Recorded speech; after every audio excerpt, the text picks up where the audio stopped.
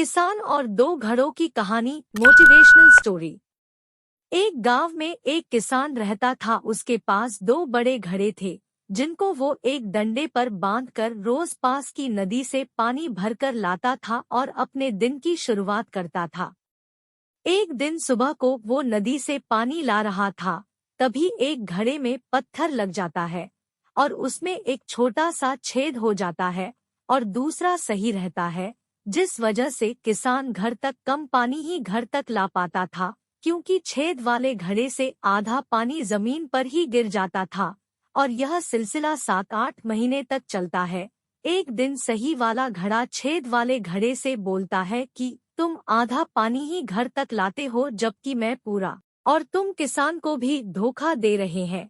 इतना बोलकर वो हंसने लगता है, जिसको देखकर टूटा घड़ा और भी दुखी हो जाता है और वो सोचने लगता है कि वो किसान को सब कुछ बता देगा।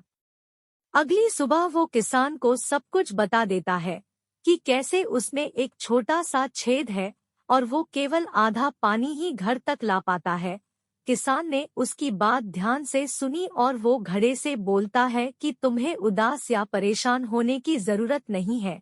जब कल हम पानी लेने जाएंगे तब तुम देखना जिस सड़क से हम आते हैं वो कितने खूबसूरत फूलों से भरा है। अगले दिन जब किसान पानी भरकर वापस आ रहा था तो टूटा हुआ घड़ा सड़क पर उगे हुए खूबसूरत फूलों को देखकर बहुत ही खुश हो रहा था। लेकिन जैसे ही वो घर पहुंचा अपने अंदर आधा पानी देखकर फिर से उदास हो जाता है। किसान उसको ऐसे उदास देखकर बोलता है कि तुमने शायद यह ध्यान नहीं दिया कि सारे फूल तुम्हारी साइड में ही थे जबकि दूसरी साइड खाली थी।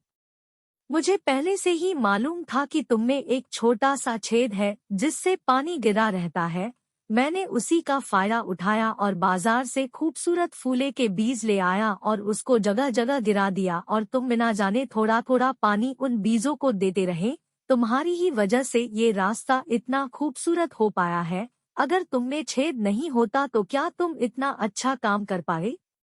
आज तुम्हारी वजह से बच्चे फूलों से अपना घर सजाते हैं। लोग इन फूलों को मंदिर में भगवान को अर्पित करते हैं।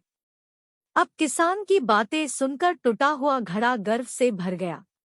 इस कहानी से हमें ये शिक्षा मिलती है कि हम सब लोगों में कुछ न कुछ कमी तो होती ही है, लेकिन अगर हम लोगों के सकारात्मक चीजों को देखेंगे तो जिंदगी बहुत आसान हो जाएंगी।